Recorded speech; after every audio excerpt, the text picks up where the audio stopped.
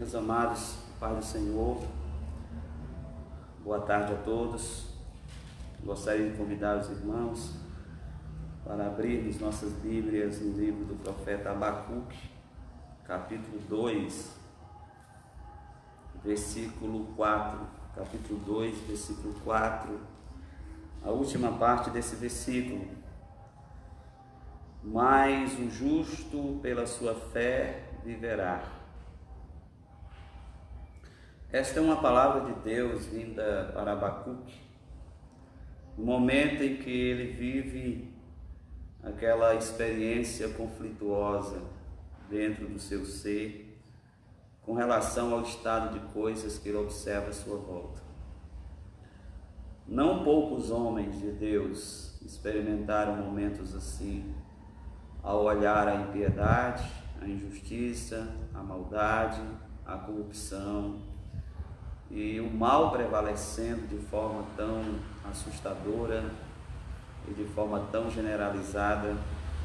Não poucos homens de Deus reagiram assim, com questionamentos, com indagações a respeito se Deus não está vendo isso, se o Senhor não vai fazer alguma coisa, se Ele não vai se manifestar. E aqui nós temos o livro do profeta Abacuque, que se inicia com uma queixa, com um sentimento de não resposta da parte de Deus a respeito de suas orações. Ele dizia: até quando, Senhor, clamarei e tu não me escutarás? Gritarei a ti violência e não salvarás. Versículo 3 ele diz: por que me fazes ver a iniquidade e a opressão?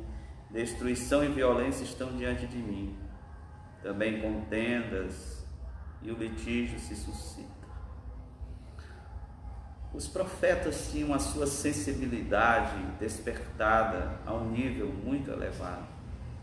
À medida que o homem se aproxima de Deus, quanto mais sua consciência se torna despertada de uma tal forma que ele consegue perceber a maldade à sua volta, coisa que às vezes não é experimentada pelos demais homens, que já com a convivência constante com o mal, muitas vezes deixam as suas consciências serem insensibilizadas e cauterizadas e perdem muitas vezes a capacidade de sentir de fato que algo está errado, que a sociedade como está não é algo que seja de fato aquilo que deveria ser segundo o propósito de Deus. E os santos, aqueles que se aproximam de Deus, experimentam esta sensação. Por isso que o profeta diz: por que me fazes ver a iniquidade e a opressão? Os olhos daqueles que estão mais perto de Deus se abrem não só para a realidade das coisas de Deus, mas também para a realidade do mal, para a realidade das coisas tão terríveis que acontecem à nossa volta. Assim como a aproximação com Deus nos abre o entendimento para ver as maravilhas do Senhor, também abre os nossos olhos para contemplarmos a maldade, a impiedade, a perversidade. E isso pode causar reações as mais difíceis, como esta que Abacuque tem. E ele está aqui olhando a situação à sua volta, a convivência no meio do seu povo, e começa a falar a respeito daquilo que ele observa. E diz: é porque a lei se afrouxa, a justiça não se manifesta, o ímpio cerca o justo, a justiça é pervertida. E ele está aqui falando a respeito do estado do seu povo, da sua nação, e perguntando se Deus não vai fazer alguma coisa. De repente Deus diz para Abacuque que está realmente planejando realizar algo. Só que o remédio proposto por Deus para aquela doença parece aos olhos de Abacuque pior do que a própria doença. Parece que a dosagem que Deus aqui apresenta para curar a nação daquele mal, para ele parece que agora é pior do que o próprio mal. Então, quando a resposta de Deus chega, ela não se encaixa dentro de suas expectativas, ela não se encaixa muito bem dentro de seus sonhos, de seus ideais desejados para o seu povo. Deus diz para ele: suscita os caldeus, uma nação feroz e impetuosa, que marcha sobre a largura da terra. E suscita os caldeus para ser instrumento de juízo sobre todas as nações, incluindo Judá, o povo eleito do Senhor, o povo pelo qual o profeta Abacuque estava aqui orando a Deus que se manifestasse para transformar, mudar aquela situação de impiedade e injustiça. E quando Deus disse que usaria os caldeus, os babilônicos como instrumento de juízo, Abacuque ficou um pouco insatisfeito com aquilo e disse: tu és tão puro de olhos que o mal não pode contemplar e a opressão não podes ver. Então, Senhor, como é que o Senhor tolera que uma nação pior do que nós se torne teu instrumento, se torne o instrumento usado por ti neste momento, já que eles mesmos deveriam ser passivos do juízo e eles vão ser instrumento de juízo? Abacuque está profundamente perturbado diante de tudo que ele vê e parece que não se encaixa bem dentro de seu pensamento, de suas ideias, e ele está profundamente incomodado. E é diante disso que ele se coloca como alguém que bate o pé e diz assim: sobre a minha torre de vigia estarei, sobre a fortaleza me apresentarei, vigiarei para ver o que fala comigo e o que ele vai me responder a esta queixa. Ele questionou. O que Abacuque não está aqui é vivendo uma situação de um abandono da fé, não é isso, ele continua confiando em Deus, mas ele tem uma dificuldade em entender a maneira como Deus governa, a maneira como Deus lida com as coisas. Então ele está questionando, e ele disse: eu vou ficar aqui e vou ver o que é que ele vai me responder a esta queixa. E aí Deus vai falando com ele, vai falando a respeito de seus planos futuros, que inclui também o julgamento da própria nação dos babilônicos, que foi instrumento de justiça, de juízo, usado por Deus para punir tantas nações, inclusive o povo de Judá. E Deus começa a falar que vai chegar o tempo também que os próprios babilônicos seriam julgados e a sua sentença seria muito mais severa do que aquela que ele emitiu sobre as nações e sobre o seu povo, porque os babilônicos deixariam de existir como nação. A destruição que viria sobre o opressor seria muito mais terrível do que aquela que o opressor aplicou contra aqueles que foram alvo do julgamento divino. Então, quando Abacuque começa a ouvir o que Deus está falando, e Deus vai falando com ele, e à medida que Deus vai falando, Abacuque muda a sua atitude de queixa, né? Porque ele mesmo diz: eu quero ouvir o que é que ele vai me responder na minha queixa. E ele chega no capítulo 3, seguindo a orientação de Deus, que diz que em meio a tudo isso, quando as coisas foram contraditórias, o próprio Deus disse: o justo viverá da fé, o justo viverá pela sua fé. Então, o que é que Deus está dizendo? Que Abacuque precisava conservar a sua fé em momentos difíceis. Quando as coisas estão funcionando bem, quando tudo caminha de forma favorável, e quando os testemunhos de vitória são falados, né? aquele sentimento de segurança, de otimismo vem ao coração das pessoas e algumas delas confundem muitas vezes aquele sentimento de otimismo com fé, né? Porque ouviram coisas boas e ouviram de fato falar a respeito de coisas positivas, né? E aí eles se alimentam de sentimentos otimistas e acham que isso é fé. E a gente precisa aqui aprender que Deus exige a manifestação da fé ou a vida pela fé no meio das situações contraditórias, das situações adversas, das situações difíceis. É no meio dessa situação de conflito e dificuldade que Deus diz aqui, mas o justo pela sua fé viverá.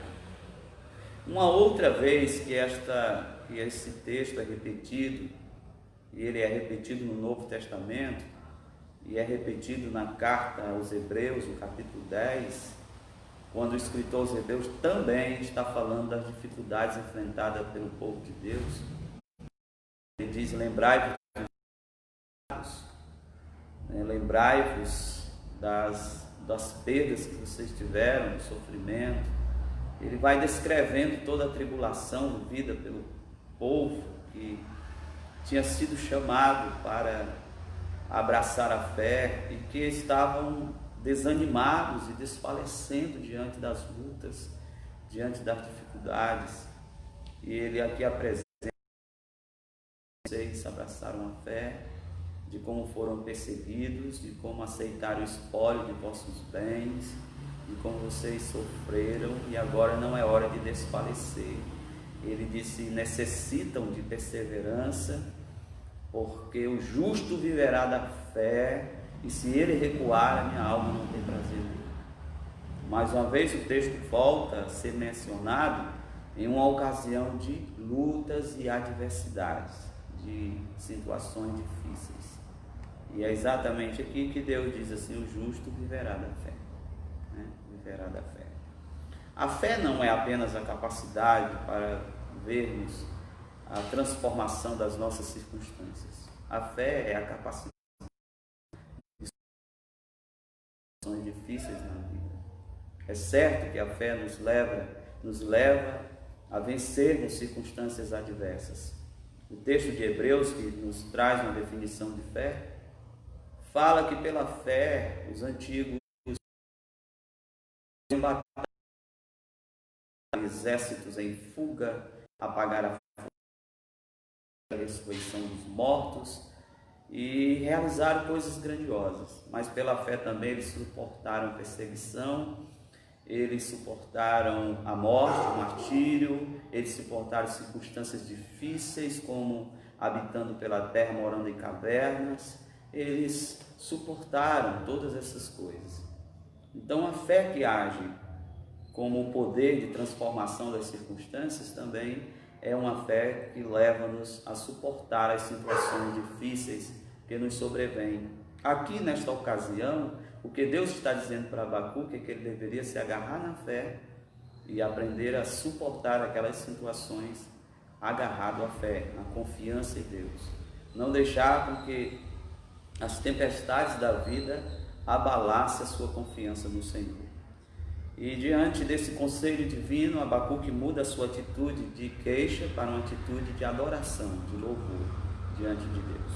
Quando nós chegamos no capítulo 3, o texto diz: oração do profeta Abacuque conforme Sigionote, ou um cântico, conforme um salmo, uma adoração, uma expressão de louvor diante de Deus. Ele está salmodiando.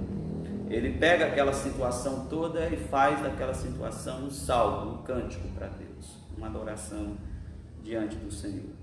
E aqui nós vemos elementos importantes, que são elementos que alimentam a nossa fé.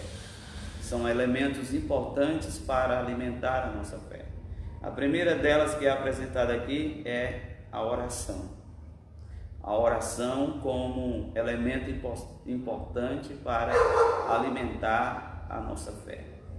Porque quando oramos, nós abrimos o nosso coração diante de Deus e nesse momento nós expomos diante dele nossas causas e ao mesmo tempo que lembramos de suas promessas. É na oração que nós lembramos as promessas do Senhor e o nosso coração se apoia em suas promessas, em sua palavra. Outro elemento importante aqui é o elemento da adoração. Essa expressão de Abacuque no capítulo 3 é também um cântico, uma adoração diante de Deus. As Escrituras nos diz que Abraão foi fortificado na fé, dando glória a Deus, louvando a Deus, exaltando o Senhor. Pois à medida que nós louvamos a Deus, nós destacamos os seus atributos, sua divindade, sua grandeza, sua majestade. O louvor a Deus nos leva à contemplação de suas perfeições, do seu poder, de sua glória. E à medida que nos focamos em Deus, a nossa fé é fortalecida, a nossa fé é renovada. O terceiro elemento aqui para fortalecer a nossa fé é a palavra. Ele diz: ouvi, Senhor, a tua palavra e temi. Abacuque ouviu. Então, o que é que nós vemos Abacuque fazendo aqui para viver pela sua fé? Para se alimentar da fé? Ele ora, ele louva e ele ouve a palavra. Esses elementos são indispensáveis para que a gente possa ter a nossa fé fortalecida. Abraão foi fortificado na fé, louvando, dando glória a Deus. Daniel enfrentou todas as oposições na Babilônia, também praticando a oração. A cova dos leões foi vencida porque Daniel tinha o hábito de orar 3 vezes por dia. A fé de Daniel era se alimentada da presença de Deus proporcionada pela vida de oração, pois a oração nos coloca no ponto mais alto de nossa comunhão com Deus, no momento mais intenso de nosso relacionamento com Deus. E à medida que nós somos levados a essa experiência na oração, a nossa fé também é fortalecida. E a nossa fé é fortalecida à medida que nós ouvimos a palavra de Deus, ouvimos Deus falar conosco. Paulo diz que a fé vem pelo ouvir, e o ouvir pela palavra de Deus. A palavra de Deus é geradora de fé. Às vezes a gente fica escutando todo tipo de informação, todo tipo de palavra negativa, todo tipo de palavras que muitas vezes vêm para nos desanimar, para roubar a nossa confiança. É preciso ouvir a voz do Senhor. O apóstolo João diz que a sua voz é como a voz de muitas águas. Sua voz é como a voz de muitas águas. É impossível que outras vozes sejam ouvidas diante de uma cascata de águas correndo, diante de uma cachoeira grandiosa, porque a voz do Senhor faz emudecer as vozes do pessimismo, do medo, as vozes muitas vezes que tentam despertar em nós o medo, a insegurança, o temor. Escute o que o Senhor tem a falar com você nesses dias. Se alimente de fé, se alimente de esperança. Use, se utilize desses elementos que alimentam a sua fé. Quando Abacuque ouve de Deus que o justo viverá da fé, ele procura os meios pelos quais a fé é alimentada, despertada, encorajada. Então ele está aqui agora em oração, cantando ao Senhor e ouvindo a sua palavra. E enquanto ele ora, ele canta e ele ouve a palavra do Senhor. Não são esses os elementos principais do nosso culto a Deus? A oração, o cântico e a palavra? Abacuque está certíssimo na sua decisão aqui, porque até hoje a nossa fé é alimentada dentro de um ambiente de adoração a Deus composto desses 3 elementos: o louvor, a oração e a palavra. Qualquer devocional feito na vida pessoal ou coletiva do povo de Deus, ele se resume, a síntese de nossa devoção é exatamente a prática desses 3 elementos. o louvor, a oração e a palavra. E é através desses três elementos que todos os grandes feitos de Deus na história se processou. Por isso que o profeta Abacuque, ao ouvir Deus, ele diz: aviva, Senhor, a tua obra no meio dos anos, e no meio dos anos fazem a conhecida. Na ira, lembra-te da misericórdia. Ao pensar sobre Deus, Abacuque não pensa num Deus que fica circunstanciado, um Deus que fica limitado às circunstâncias ou ao tempo, um Deus que não muda com o tempo, é imutável. Por isso que ele diz assim: aviva, Senhor, a tua obra no meio dos anos. Ele está dizendo: Senhor, o que tu já fez uma vez, faz de novo. Aquilo que já foi a manifestação do Senhor na história passada, faça de novo. E será que Deus não pode fazer de novo o que ele já fez antes? Por isso que ele diz: no meio dos anos, faze-a conhecida, Senhor. Nós não temos que apenas buscar nos arquivos da história os feitos de Deus para provocar em nós sentimentos saudosistas, ou apenas mencionarmos um Deus que já foi, um Deus que já fez. Na confiança que Abacuque tem despertada por sua oração e meditação na palavra e sua adoração a Deus, ele é capaz de orar e acreditar que aquilo que Deus já fez, ele pode fazer. Que aquilo que Deus já realizou, as obras de Deus que ele já realizou, ele pode torná-la conhecida de novo. Ele pode torná-la conhecida de novo. Conhecendo o caráter de Deus, conhecendo a bondade de Deus, pois quando Moisés insistia a respeito de contemplar a face de Deus, Deus disse: vou fazer passar diante de ti toda a minha bondade. Uma coisa que Deus é um Deus cheio de misericórdia. Por isso que Abacuque em sua oração diz: na ira lembra-te da misericórdia. A gente acha que a ira de Deus, algumas pessoas acham que é uma a ira humana. Paulo diz que a ira do homem ela não executa a justiça de Deus, porque a ira humana é uma reação descontrolada, raivosa, muitas vezes carregada de descontrole emocional. Por que Deus na ira pode se lembrar da misericórdia? Porque a ira, o amor e a misericórdia se manifestam em Deus simultaneamente. Deus não precisa deixar de amar para manifestar a sua ira.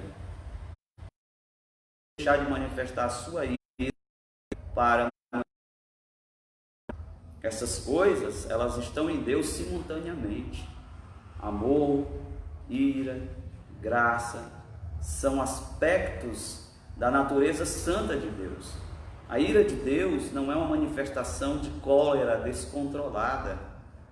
Não, a ira de Deus é uma ação divina que vem com intencionalidade, com decisão, que não é uma reação emotiva descontrolada, muito pelo contrário. É uma ação consciente, é uma ação proporcional à necessidade, nada desproporcional. Quantas pessoas já não agiram com ira e depois que passou aquele momento de emoção intensa, se arrependeram do que fizeram? Deus nunca se arrependeu quando age na sua ira, porque a ira de Deus é ela age proporcionalmente à necessidade para cumprir o seu propósito. Deus nunca teve que colocar a mão na cabeça e dizer: por que fiz isso? Porque a ira de Deus, ela está presente, como presente está o amor, a misericórdia e a bondade de Deus simultaneamente em Deus. Então Abacuque diz: na ira lembra-te da misericórdia, né? Na ira lembra-te da misericórdia, porque na verdade quase todos os atos de restauração realizados por Deus na vida do seu povo é fruto de sua misericórdia. Os avivamentos, as restaurações não são de forma alguma produto da resposta de Deus à bondade humana, mas atos da misericórdia divina. E se estamos em tempos difíceis como os nossos, é possível crer como Abacuque, que na ira Deus pode se lembrar da misericórdia e mudar a nossa sorte e mudar a nossa situação, porque Ele é poderoso para fazer. Então, depois que Abacuque se envolve nesse momento de oração, de busca da presença de Deus, o que nós vemos é um Abacuque mais tranquilo, mais calmo, sem questionamentos, sem se colocar assim no posicionamento de quem cobra diante de Deus. Ele está agora sem colocar condições nenhuma. E aí ele profere aqui o final do cântico, que é uma das expressões mais lindas desse capítulo 3, ele diz assim: ainda que a figueira não floresça, não haja fruto na vinde, ainda que o produto da oliveira falhe, os campos não produzam mantimento, ainda que as ovelhas sejam exterminadas nos currais, e nos currais não haja gado, todavia eu me alegrarei no Senhor e exultarei no Deus da minha salvação. O Senhor é minha força, torna os meus pés como das costas e me faz andar sobre os lugares altos. O profeta Abacuque agora demonstra que a sua fé não está condicionada às circunstâncias. Ele se aproximou de Deus pela oração, pelo louvor, pela meditação da palavra, seu coração está pacificado, e agora, em vez de colocar condicionamentos para confiar no Senhor, ele diz: ainda que as coisas se dificultem, ainda que haja uma manifestação de maior dificuldade, eu todavia me alegrarei no Senhor e exultarei no Deus da minha salvação. Esta confiança de que o Senhor se dá a nós de uma forma especial, especialmente nos momentos de lutas, de aflições, nos momentos em que o cenário é tão difícil, tão marcado por dificuldades, né? É uma coisa maravilhosa. Deus quer se dar a nós em meio a tudo isso, quer nos sustenta a nossa fé nesse momento de crise, nesse momento de dificuldades, para que a gente possa cantar como Abacuque cantou, mas cantar com o coração, cantar com a confiança de que o Senhor é o Deus da nossa salvação, Ele é a nossa força, é o que faz os nossos pés como os das costas e nos faz andar pelos lugares altos. Deus nos eleva às alturas, Deus não nos deixa rastejando dentro de uma percepção profundamente limitada das coisas, mas nos leva a caminhar pelos lugares altos. Que o Senhor lhe eleve nesses dias, que o seu coração se encha de fé e de confiança em todas as dificuldades, e que você possa cantar: ainda que a figueira não floresça, não haja fruto na vinde, e ainda que o produto da oliveira falhe e os campos não produzam mantimento, e ainda que as ovelhas sejam exterminadas e nos currais não haja, todavia eu me alegrarei no Senhor e exultarei no Deus da minha salvação. Que a gente se agarre nesses últimos dias de que o Senhor é o Deus da nossa salvação. Ele é o Deus que tem nos provido. Abacuque diz: eu ouço isso e o meu ventre se comove, a sua voz treme os meus lábios. Abacuque começou a sentir o seu interior estremecendo diante da presença maravilhosa de Deus, proporcionada por essa experiência que lhe vem pela oração, pela palavra, pela adoração a Deus. E nesses dias você experimente uma sensação profunda da presença de Deus. Que o Senhor lhe avive a fé e não deixe você desanimar em nenhum momento. Assim seja o Senhor contigo nesta tarde, em nome de Jesus. Nosso Deus e nosso Pai Celestial, eu te agradeço, Senhor, por esta oportunidade que o Senhor nos concede de mais uma vez estarmos aqui, compartilhando a Tua palavra, ministrando.